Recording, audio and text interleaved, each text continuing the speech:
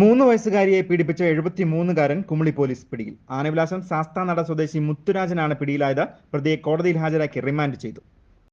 Rainbow news വാർത്തകൾ നിങ്ങൾക്കായി അവതരിപ്പിക്കുന്നത് ഹോം അപ്ലയൻസസ് EMI ഫെസ്റ്റിവലുമായി സെൽ പോയിന്റ് വണ്ടിപ്പെരിയാർ. ക്രിസ്തുമസ് പുതുവത്സര ആഘോഷങ്ങളുടെ ഭാഗമായി ഞങ്ങളുടെ സ്ഥാപനത്തിൽ പുതുതായി ഏർപ്പെടുത്തിയിരിക്കുന്ന നിങ്ങളുടെ വീട്ടിലേക്ക് ആവശ്യമായ ഗൃഹോപകരണങ്ങളുടെ വിപുലമായ ശേഖരം. കഴിഞ്ഞ 29-നാണ് കേസിനാസ്പദമായ സംഭവം.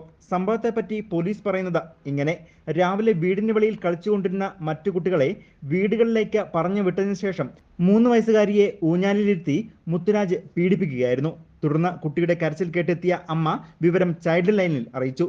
ചൈൽഡ് ലൈനിന്റെ പ്രാഥമിക അന്വേഷണത്തിന് ശേഷം വിവരം പോലീസിന് കൈമാറി. സംഭവശേഷം ഒളിവിൽ പോയ മുത്തുരാജിനെ തേനിയിൽ നിന്നുമാണ് കുമളി പോലീസ് പിടികൂടിയത്.